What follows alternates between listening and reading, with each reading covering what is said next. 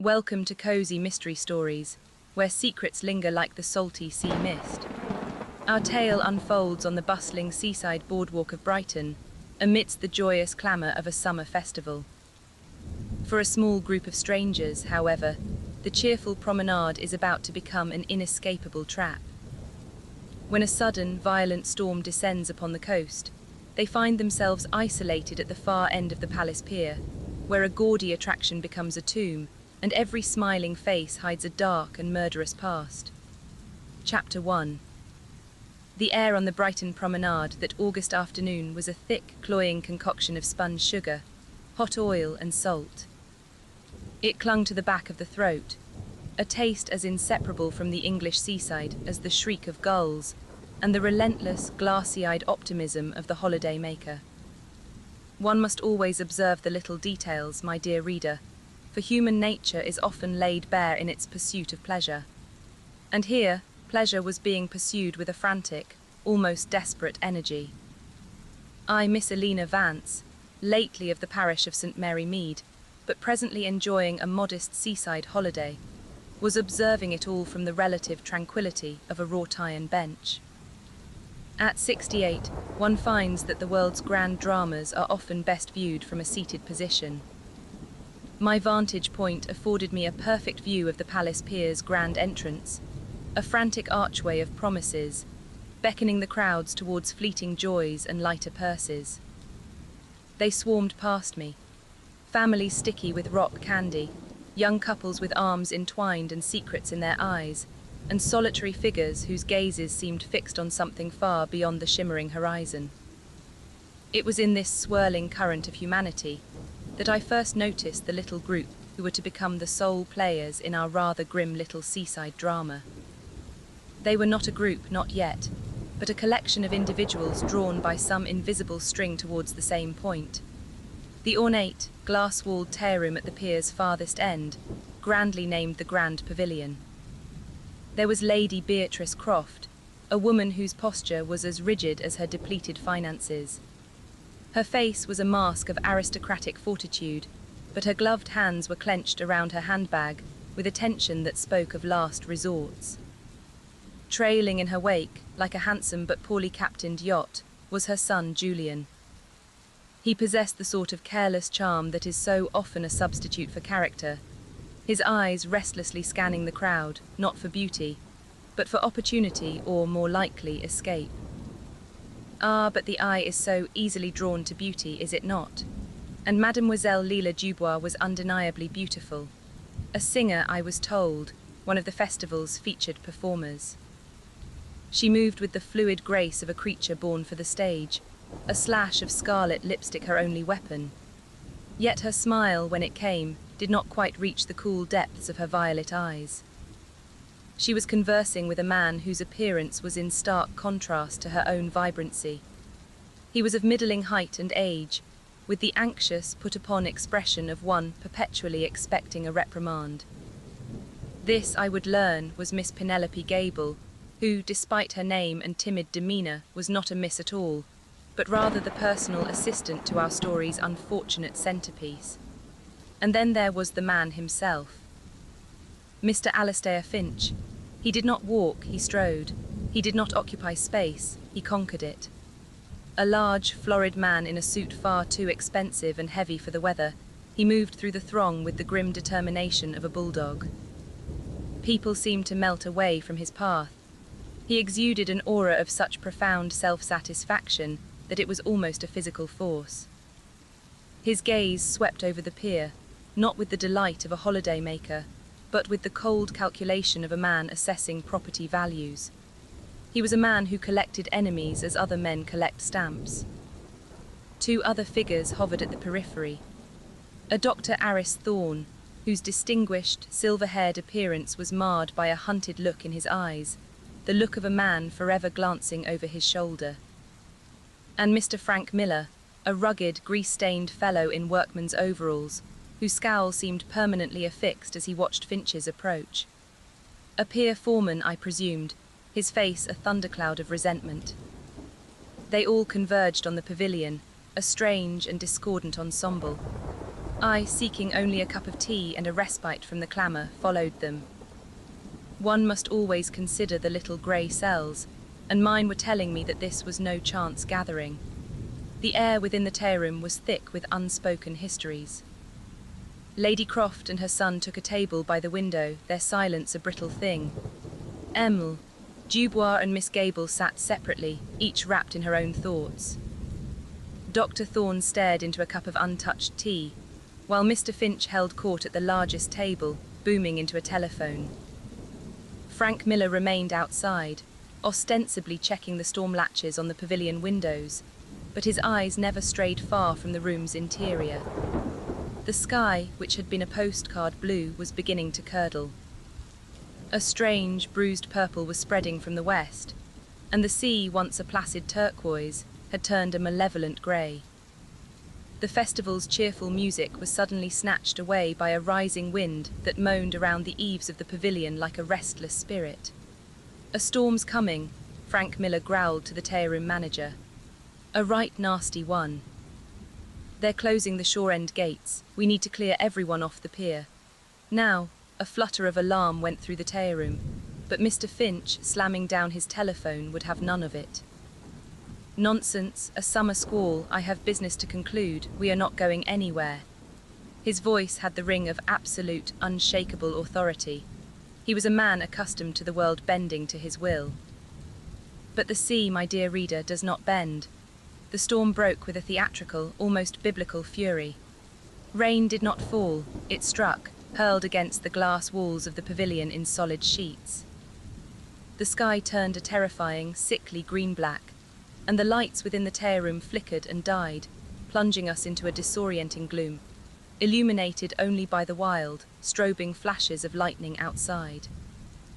A collective gasp, a nervous laugh, and then a sound that chilled the blood far more than the thunder. It was a wrenching, grinding shriek of tortured metal, followed by a deafening crash that seemed to come from beneath our very feet. Frank Miller, his face pale in the eerie light, rushed to the window that faced back towards the shore. He peered through the deluge for a long moment before turning back to us, his expression grim. "That's it then," he said, his voice flat. "A section of the walkway's gone, collapsed into the sea. We're trapped, no way back to shore until this blows over." We were a small island of humanity, marooned at the end of a broken pier, surrounded by a churning, furious sea. The closed space was established, and in the flickering, uncertain light, I saw the expressions on the faces around me. Fear, yes, annoyance, certainly, but on more than one face I saw something else entirely, a flicker of dark, grim satisfaction, as if for some this was not a disaster but an opportunity. The hours that followed were a study in fraying nerves. The storm raged, trapping us in our glass cage. The tea-room staff did their best, producing candles and lukewarm tea, but nothing could dispel the oppressive sense of confinement. Alastair Finch, however, seemed almost invigorated by the crisis. He paced the floor, barking orders that no one could follow, his presence filling the room with a noxious energy.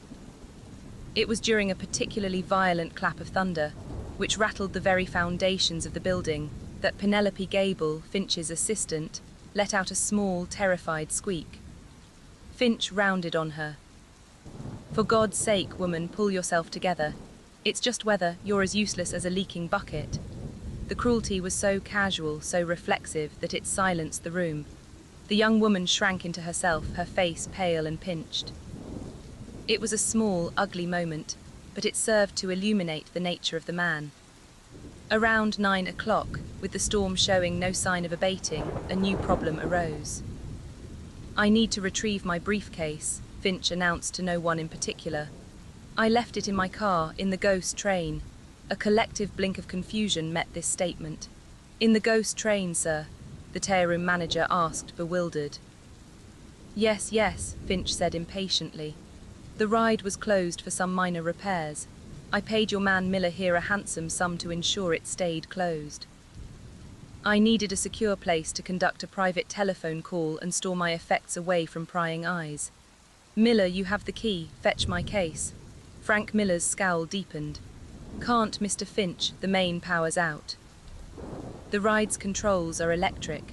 The cars are all stationary inside the tunnel. Then we'll go in on foot, Finch declared. My documents are vital. Miller, lead the way. There was a sense of grim theatre to it all as Frank Miller produced a heavy-duty torch and a ring of keys, leading the way out of the relative comfort of the pavilion and into the covered, echoing concourse of the pier. The wind howled through the gaps in the structure, and the air was cold and damp. The ghost train's facade was a masterpiece of lurid vulgarity, a grinning skull with flashing red eyes, now dark and inert. Miller unlocked a side door marked staff only, and we stepped into the oppressive darkness of the ride. The torch beam cut a nervous path through the gloom, illuminating crudely painted ghouls and skeletons that leapt out of the blackness. The air was musty, smelling of damp wood and cheap paint. We walked along the narrow maintenance path beside the tracks. My car is the last one, the black one shaped like a coffin, Finch's voice boomed, echoing unnaturally in the confined space. We rounded the final corner. The torch beam found the car. It was there, just as he'd said. And seated inside, perfectly still, was the unmistakable, bulky silhouette of Alastair Finch himself. For a moment, we were all simply confused. Finch was standing right behind us. "What is this nonsense?" Finch blustered, pushing past us. "Is someone playing a prank?" He reached the car and shone his own pocket torch onto the figure. It was not a prank. It was a man dressed in clothes identical to Finch's. A wax dummy, perhaps. It was slumped forward, its head resting on the safety bar. Finch let out an irritated grunt and reached in, grabbing the figure's shoulder to shove it aside. The figure lolled sideways and its face turned into the light. The eyes were wide and staring. The mouth was open in a silent scream. It was horribly, unquestionably real. It was Alastair Finch. The real Alastair Finch, the one standing beside us, let out a sound that was half gasp, half choked sob. He stumbled back, his face a mask of utter, uncomprehending terror. His eyes bulged, his hand flew to his chest, and he collapsed onto the grimy floor without another sound. Dr. Thorne was the first to react, rushing to the fallen man's side. But it was too late. After a few tense moments, he looked up, his face grim in the torchlight. "He's gone. A massive coronary, it would seem. The shock." Chaos erupted. Lady Croft gasped, Julian swore, Penny Gable began to sob hysterically. But I, my dear reader, was not looking at the body on the floor. My eyes were on the body in the car. Shock can kill, it is true, but this felt too neat, too perfectly staged. Ah, but my dear reader, the truth is often disguised in the ordinary, and murder is rarely so considerate as to announce itself with a pistol shot. Sometimes it comes as quietly as a whisper, as subtly as a heart that simply stops beating. And one must always consider the little grey cells. Chapter 2. In the immediate aftermath of Finch's demise, a semblance of order was imposed by the sheer force of Dr. Thorne's professional manner. While the others hovered, a collection of pale, shocked faces in the flickering torchlight, he conducted a cursory examination. "As I said, it appears to be cardiac arrest," he announced, his voice steady, though his hand, I noted, trembled slightly as he wiped it on his handkerchief. The shock of seeing that. He gestured with his head towards the grim tableau in the coffin-shaped car. "A dummy," Julian Croft ventured, his usual swagger entirely deflated. "A morbid joke." "It is no dummy," I said, my voice sharper than I intended. The little group turned to look at me, their expressions ranging from irritation to surprise. An old woman, what could she possibly know? It is an assumption I have found to be most useful over the years. Look at the hands, the fingernails, the detail is too precise. That is, or was, a man. Frank Miller, who had been frozen in place, finally spoke. "He looks just like Finch." "He is Finch," Dr. Thorne clarified grimly. "Or rather, this man on the floor is. The one in the car is an astonishing likeness, a twin perhaps." This suggestion hung in the musty air. It was a lifeline of logic in a sea of the bizarre. But Lady Beatrice Croft, her voice like ice chips, cut it short. "Alastair had no twin. He was an only child. He delighted in telling everyone so. The implication of her words was clear. If the man in the car was not a twin, then he was a stranger, meticulously dressed to resemble our victim. And for what purpose, if not to enact this very scene? The grim stage had been set, the audience assembled, and the play had reached its fatal conclusion. This was no coincidence. This was murder by design. We retreated to the pavilion, a sombre, silent procession, leaving the two bodies in the grotesque theatre of the ghost train. The storm still raged, a constant, howling reminder of our isolation. We were trapped not only with a mystery, but with a corpse, and most unnerving of all, a murderer. The atmosphere in the tale-room had transformed. Where there had been irritation and anxiety, there was now a thick, curdling suspicion. Every glance was an accusation, every whisper a conspiracy. They sat apart, the invisible strings that had drawn them together now repelling them, creating small islands of solitude. I found a quiet corner, and from the depths of my large handbag, I produced a small notebook and a pencil. A habit from my years as a governess, one must always be prepared to make notes. It is the first step in imposing order upon chaos. Let us consider the facts. Alistair Finch is dead, apparently from a heart attack induced by shock. The shock was caused by the discovery of a body in the ghost train, a man who was his perfect double, dressed in identical clothes. The ghost train had been deliberately closed for the day by Finch himself, using Frank Miller to do so. All of us present had been brought to the pier's end and trapped by a convenient and violent storm. The conclusion was inescapable. Finch was lured here to be killed. The elaborate setup with the double was the murder weapon. But who was the double? And who among us had the knowledge, the means, and the motive to orchestrate such a diabolical scheme? My gaze drifted over my fellow prisoners. Lady Croft sat ramrod straight, her face a stony mask, but a small, triumphant glitter in her eyes did not escape my notice. Finch had ruined her, acquiring her family estate for a pittance. Revenge is a powerful motivator. Her son, Julian, was attempting to comfort a still sniffling Penny Gable. His charm had returned, but it seemed forced, brittle. He was a gambler, deep in debt. Had he hoped to get money from Finch, or had he been refused and sought a more permanent solution? And Penny Gable herself, the timid, bullied assistant. Ah, but the worm, as they say, does turn. She had been subjected to Finch's casual cruelty for years. Was this the culmination of a long-simmering hatred? She seemed too fragile for such a complex plot, but one must never underestimate the strength of the downtrodden. Dr. Thorne was methodically cleaning his spectacles, his movements precise and calm. Too calm, perhaps, a disgraced physician whose career had been destroyed by Finch. He, more than anyone, would possess the knowledge of how to induce a fatal coronary, how to manipulate the body's frail mechanisms. Leila Dubois stared out at the raging sea, her reflection a pale ghost in the glass. A woman scorned. Finch had cast her aside. Crimes of passion are often messy, impulsive affairs, but sometimes they can be cold, calculated, and theatrical. Emile Dubois, a performer, would understand the power of theatre. And finally, Frank Miller. The workman, his family's business, was another casualty of Finch's predatory expansion. His motive was simple, raw, and easy to understand. He had the keys, he had access, he had controlled the stage. 7 of us remained, 7 suspects.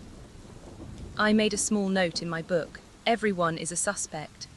My little grey cells, as a clever Belgian friend of mine is fond of saying, began to piece together the fragments. I needed more information. Direct confrontation was not my style. Observation and gentle inquiry were far more effective tools. I made my way to where Penny Gable was sitting, Julian having moved away to procure her a fresh cup of tea. She started as I approached. "My dear," I said, my voice soft. "A dreadful, dreadful business. You were his assistant for a long time, were you not?" She nodded, twisting a handkerchief in her lap. 3 years, it felt like a lifetime. He must have been a difficult employer. Her eyes filled with tears. He was a monster, he enjoyed being cruel. He called me useless every day, every single day. I am sorry to ask this, my child, but this business with the ghost train, was it usual for him to conduct his affairs in such a place? She shook her head. Never. He was a creature of the boardroom. Opulent offices, expensive restaurants, that's what he liked. This was strange. He was agitated all week. He kept talking about a meeting on the pier. He said it was the only place he felt safe to discuss the Neptune's Reach affair. The name struck a chord in my memory. Neptune's Reach, a luxury apartment building not far from here. It had collapsed catastrophically some 10 years ago. A terrible tragedy. Faulty materials, shoddy construction. The official inquiry had laid the blame squarely on the architect, who had subsequently taken his own life. Finch was involved in that, I asked, keeping my tone casual. Penny's eyes widened as if she had said too much. He was one of the developers, the public face of it. It nearly ruined him, but he managed to survive. He never ever spoke of it. Interesting, a 10-year-old scandal. Why would it resurface now? I left the girl to her tea and sought out Frank Miller, who was checking the door to the outside concourse, rattling it to ensure it was secure against the storm.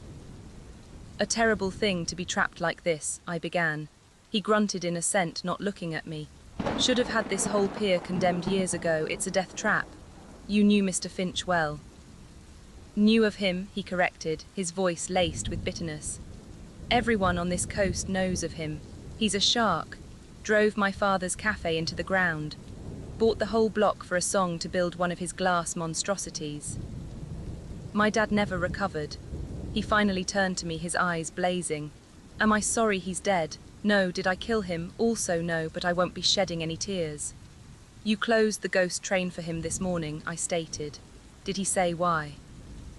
Said he needed privacy. Paid me £200 in cash for my trouble and to keep my mouth shut. Easiest money I ever made. He patted his pocket. And I've still got it. £200, a significant sum for a man like Miller. Enough to buy his cooperation, certainly. My quiet investigation was interrupted by a sharp cry from Lady Croft. My handbag, it's gone. We all turned. She was standing by her table, her face aghast. It was right here. My mother's silver clasp, it contained all my papers. A frantic search began. It seemed a trivial matter in the face of death, but in our confined, paranoid world, any disruption was magnified. It was Julian who found it, tucked away beneath a stack of dusty magazines in a corner of the tear room. Lady Croft snatched it from him, her relief palpable. She opened it, rummaged inside, and then froze. What is it, Mother? Julian asked. Her face had gone ashen. She withdrew a small, ornate letter opener, its silver handle shaped like a serpent. But it was not the opener itself that held our attention. It was the dark, reddish-brown stain that marred its tip. Dr. Thorne stepped forward and took it from her trembling hand, examining it under the candlelight. It appears to be blood, he said quietly, and it's dry. All eyes in the room turned to the door leading to the ghost train, where a dead man, a man who was not Alastair Finch, lay waiting. The question hung in the air, unspoken but terrifying.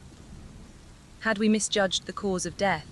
Was there another victim, another crime hidden within the first? The plot, I sensed, was thickening, like a coastal fog rolling in to obscure everything from view. Chapter 3. The discovery of the blood-stained letter opener sent a fresh wave of horror through our little party. The spectre of the first death had been strange and theatrical. This suggested something far more primal and brutal. We must examine the other body, Dr. Thorne stated, taking charge once more. If that man was stabbed... No, Penny Gable shrieked, her control finally snapping. We can't go back in there, it's a tomb. She is right, Lady Croft said, her voice shaking but firm. We will wait for the authorities. We are not detectives. She shot a pointed glance in my direction, as if my quiet note-taking had been an act of effrontery. Ah, but that is where she was wrong. When justice is absent, every thinking person becomes a detective of sorts. The alternative is to surrender to the darkness. A compromise was reached.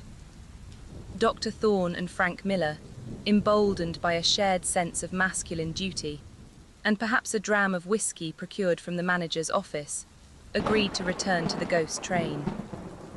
Julian Croft, after a moment's hesitation, joined them, perhaps not wishing to appear cowardly. The rest of us waited, the silence in the tear room now heavier than ever, punctuated by the ceaseless drumming of the rain. I took the opportunity to approach Lady Croft. She was clutching her handbag to her chest like a shield. "A frightening discovery, Lady Croft," I said gently. "The villain, whoever it is, must have planted it there while we were all distracted," she said, her eyes darting suspiciously towards Leila Dubois. "Perhaps," I mused, "but it is your bag and your letter opener." Her head snapped up, her eyes flashing with indignation. "Are you accusing me, madam? That opener has been in my family for generations. I carry it for opening my mail, nothing more." "Of course," I soothed. "It is merely that things so often are not what they seem. Tell me, the Neptunes reached development. It was the beginning of your late husband's financial troubles, was it not?" The colour drained from her face. It was a direct hit.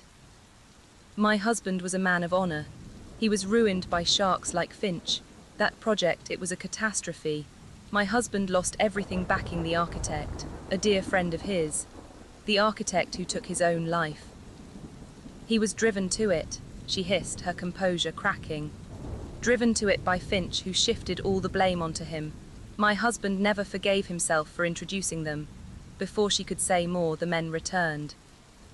Their faces were stark and grim in the candlelight. "Well?" Leila Dubois asked, her voice a sultry whisper. Dr. Thorne shook his head. "There is no stab wound, no obvious sign of violence on the body in the car at all. I checked thoroughly. The blood on that opener did not come from him. This was a peculiar development. A blood-stained weapon, but no corresponding wound. It was a clue that made no sense, and therefore it was a clue of the utmost importance. A red herring, perhaps, or a piece of a puzzle I could not yet see. But we did find something," Julian added, holding up a small object. It was a man's wallet. It was in the inside pocket of the double's jacket. He opened it. There was no identification, no driver's license, no club memberships, just a photograph and a wad of cash. He counted the notes. £5,000, he announced, his eyes wide. But I was more interested in the photograph. It was a faded, creased picture of a young woman with a sad, gentle smile. I recognized her at once. It was Penny Gable, or rather, a much younger version of her. All heads turned to the terrified assistant. "What is the meaning of this, Miss Gable?" Dr. Thorne demanded. She stammered, her face a blotchy mess of confusion and fear. I don't know. I've never seen that man before in my life. I don't know why he would have my picture." It was a lie, a poorly constructed, panicked lie. The way her eyes refused to meet ours, the way she twisted her handkerchief. It was as plain as day to anyone who has ever had to discern the truth from a fibbing schoolchild. But why was she lying? Who was the dead man, and what was his connection to her? The night wore on, an agony of suspicion and suspense. Sleep was impossible. We were a collection of waking ghosts, haunted by the dead men in the next room and the living monster who might be sitting beside us. As the first, sickly grey light of dawn began to seep through the grime-streaked windows, revealing the exhausted, pale faces of my companions, I decided a different approach was needed. I found Frank Miller by the doorway, staring out at the abating storm. The sea was still a violent, churning mass, but the wind had lost its demonic fury, and the rain had softened to a persistent drizzle. "Mr. Miller," I said quietly. "You saw something, didn't you?" He started, turning to me with a guarded expression. "Don't know what you're talking about. When Mr. Finch collapsed, we were all watching him or the body in the car. But you were standing at a different angle. Your gaze went elsewhere. What did you see?" He hesitated, chewing on his lip. He was a simple man, I judged, caught up in something far outside his comprehension. "It was just for a second. When everyone rushed to Finch, I saw the singer, Mademoiselle Dubois. She bent down. I thought she was going to help, but she just picked something up off the floor near Finch's hand, something small and shiny. Slipped it into her pocket. My mind raced, something small and shiny. Leela Dubois, the glamorous performer. What had she retrieved? I made my way to her. She was attempting to repair her makeup in a small, compact mirror, a futile gesture of normalcy in our abnormal world. Mademoiselle Dubois, I said, you were once acquainted with Mr. Finch, I believe. Her hand stilled. She snapped the compact shut. He was a patron of the arts. He sponsored one of my shows a long time ago. You were his mistress, I stated, not unkindly. Her eyes met mine in the mirror. They were hard and cold. He was a means to an end. A woman must survive. What did you pick up from the floor last night? She did not feign ignorance. A small, wry smile touched her scarlet lips. So the little grey mouse sees everything. Very well. She reached into her pocket and produced the object. It was a small gold cufflink embossed with the letter F. It must have come loose when he fell. I thought it would be a small souvenir. A final payment for services rendered. It was a plausible explanation, but as I looked at the cufflink in her palm, I noticed something. A tiny, almost invisible scratch near the base of the post, and a minuscule dark stain, as if from a single drop of oil. It was nothing, and yet it was something. My theory was beginning to take shape, a fragile skeletal thing. I needed one more piece. I needed to understand the stage itself. Mr. Miller, I called out, making my voice purposefully loud to ensure everyone could hear. I have a question about the ghost train. The cars, they are all the same, are they not? He looked at me confused, more or less standard models. But the one Mr. Finch's double was in, the coffin car, it is unique, is it not? Aye, that it is, it's the special car. The last one in the line, the finale, it's got a few extra tricks, a vibrating seat, a puff of cold air to the neck, that sort of thing. And it is upholstered differently, in velvet perhaps. He nodded slowly. That's right. Red velvet, supposed to look like a proper casket lining. My heart beat a little faster. And does the vibrating mechanism ever malfunction? Has it ever, say, torn the fabric? Frank Miller's brow furrowed in thought. Funny you should say that. There was a tear in the seat. Reported it last week, just a small one, put a patch on it myself. And there it was, the final piece, the little details, my dear reader. They are everything, the bloodless wound. The blood-stained opener, the cufflink, the photograph, the 10-year-old tragedy, and a small tear in a velvet seat. It was all connected. The puzzle was complete. The picture it formed was monstrous, far more so than I had first imagined. I knew who had killed Alastair Finch, and I knew why. The truth was not simple. It was a tangled, ugly knot of shared guilt and collective revenge. I rose to my feet. My legs felt a little unsteady, not from age, but from the weight of what I was about to do. I believe, I announced to the room at large, that it is time we discussed what truly happened here last night. Chapter 4. The room fell silent. All eyes turned to me, a mixture of disbelief, annoyance, and a dawning, fearful curiosity. A frail old woman in sensible shoes was about to explain away a nightmare. The sheer audacity of it seemed to hold them captive. We have been operating under a misapprehension, I began, my voice clear and steady. We believe we witnessed the murder of Alastair Finch. We did not. Mr. Finch was already a dead man when he stepped into the ghost train. He was merely the last to know it. I let the statement hang in the air. Dr. Thorne scoffed. Madam, with all due respect, that is preposterous. I saw him collapse. It was a classic coronary brought on by shock. Precisely, I agreed.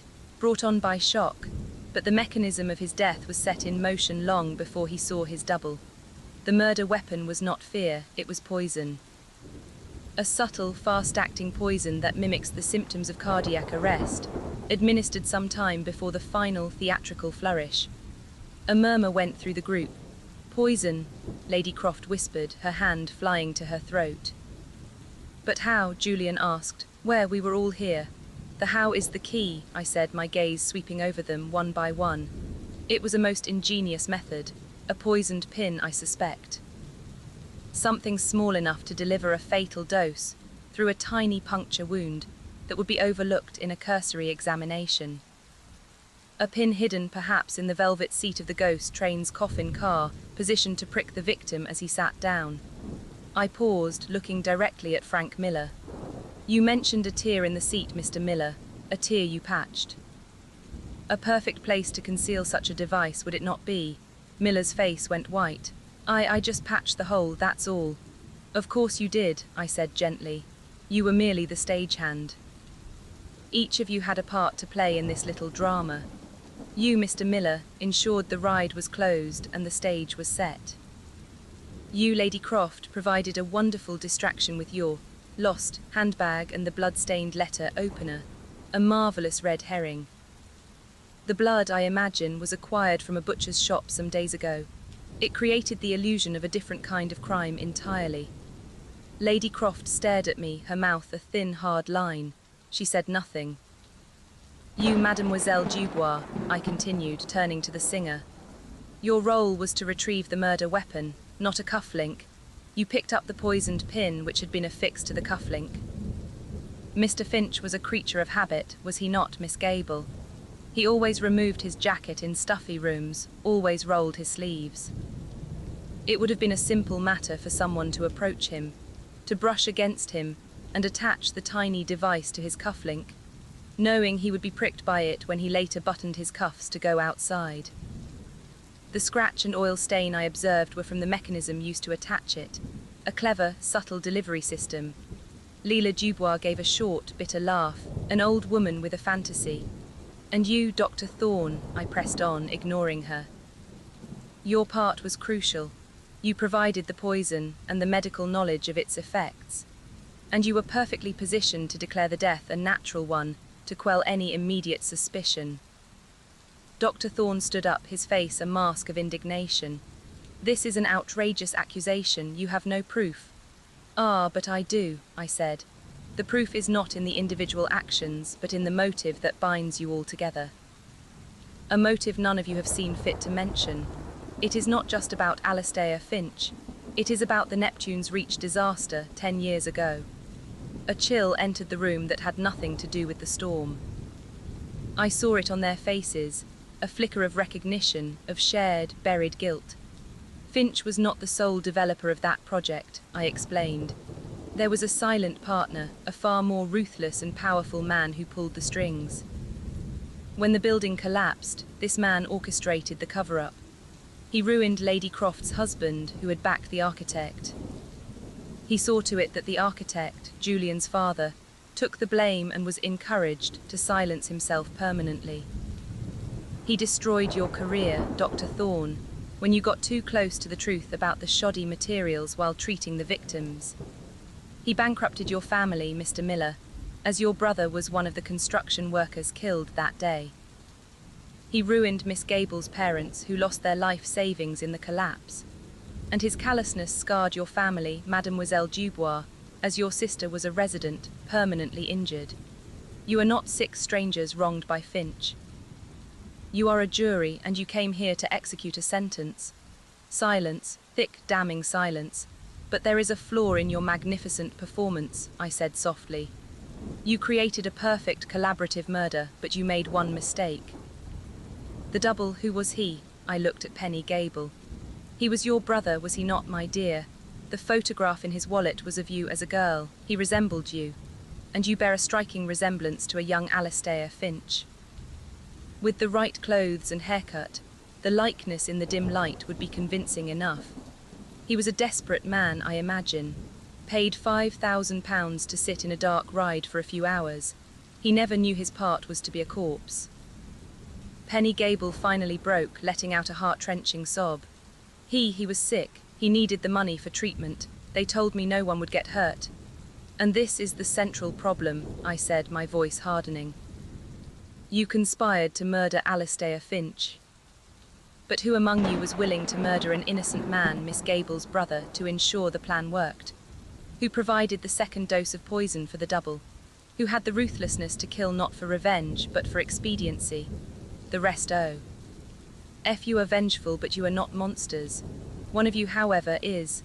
My eyes settled on Julian Croft, the charming, feckless gambler, the dutiful son. It was you, Julian, I said. This was never just about revenge for your father. It was about silence. Finch was getting nervous. The silent partner, the real villain of Neptune's Reach, was tying up loose ends. Finch knew he was next. He arranged this meeting on the pier, trying to set up some kind of deal, but you learned of it. You couldn't let Finch talk.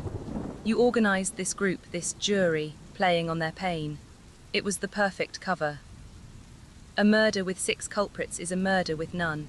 You killed Finch to stop him from exposing the silent partner. And you killed Penny's brother because a living double was a liability. Julian's charming smile was gone. His face was cold, reptilian. You're clever, old woman, I'll grant you that.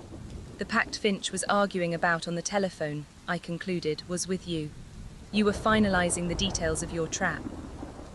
But you never intended for him to leave this pier alive. You are the only one whose motive was not about the past, but about the future. You are protecting the silent partner. The man truly responsible for your father's death and everyone's ruin. Who is he, Julian? Who are you protecting? Julian laughed, a hollow, ugly sound. You'll never know. You've solved this little seaside puzzle, Miss Vance. But the real game is just beginning. As if on cue, a foghorn blared from the sea, low and mournful. Through the clearing mist, we could see a boat approaching from the shore. Rescue had arrived. The closed space was about to be broken. Julian Croft took a step back towards the door to the pier concourse. Frank Miller moved to block him, but Julian was too quick. He smiled that cold, dead smile one last time. It has been an interesting night, he said, and with a sudden, fluid movement, he threw open the door and darted out into the wind and the spray. We heard his footsteps pounding on the wet boards, fading into the distance. He would not get far. The pier was broken. But as I stood there amidst the wreckage of their plot, I felt a profound chill. We had been trapped on a pier with a killer. But the true monster, the architect of a decade of misery, remained untouched, hidden in the world beyond, shielded by a son who had sacrificed his own soul. The storm was over, but the moral darkness it had illuminated lingered on. Justice had been done of a sort, but it was a bitter, imperfect, and deeply human justice, as murky and unsettling as the grey sea itself.